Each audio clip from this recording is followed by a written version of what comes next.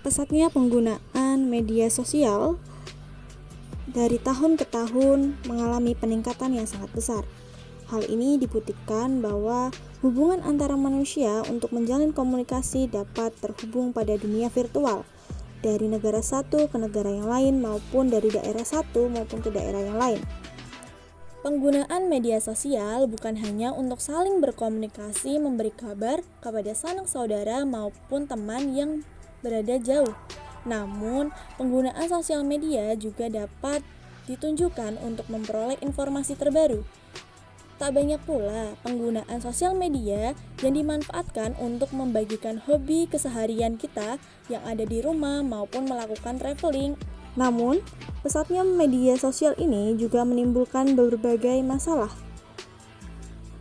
Sebut saja cyberbullying. Adakah dari kalian yang tahu cyberbullying?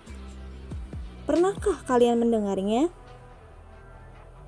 Kaliankah korban dari bullying tersebut atau justru kalian pelakunya? Cyberbullying merupakan perilaku yang dilakukan secara terus berulang kali yang ditujukan untuk menakuti, membuat marah, atau memperlakukan korbannya menjadi sasaran. Contohnya saja, seperti menyebarkan kebohongan kepada seorang berupa foto, video, maupun berupa teks.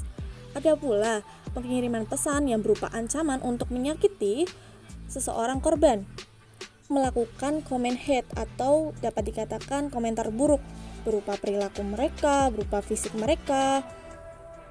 Lalu ada juga di mana mereka meniru atau mengatasnamakan seseorang lain untuk digunakan sebagai kejahatan.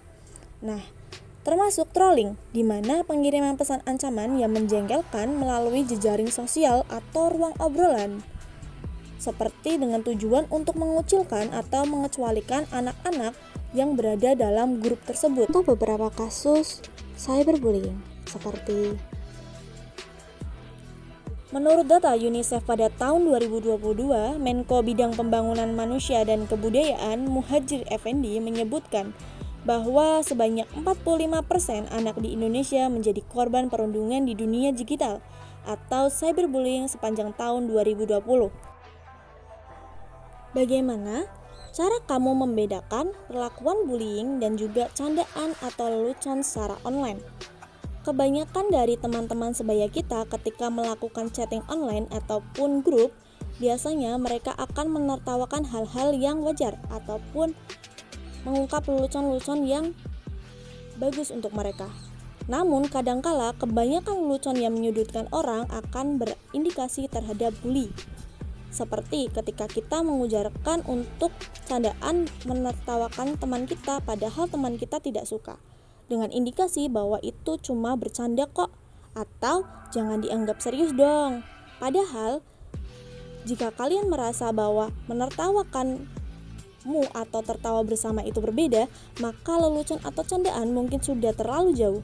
Kalau itu terus berlanjut, bahwa setiap kamu meminta orang itu berhenti dan kamu masih saja merasa kesal tentang hal itu, maka itu disebut bullying. Bagaimana cara kita melakukan pembelaan? Pertama, kita harus melakukan pembelaan untuk diri kita sendiri. Katakan apa yang ingin kamu katakan kepada mereka, bahwa kamu tidak senang hal lelucon itu, kamu tidak senang tentang candaan itu. Tetap saja tidak berhenti, maka ada baiknya mencari bantuan. Menghentikan cyberbullying bukan hanya tentang mengungkapkan siapa saja pelakunya, namun juga tentang menekan bahwa semua orang berhak untuk dihormati, baik di dunia maya maupun di dunia nyata. Ketika kamu mengalami cyberbullying, lakukan beberapa cara seperti ini. Kalian harus tenang ketika menghadapi sesuatu itu. Bisa juga kalian abaikan.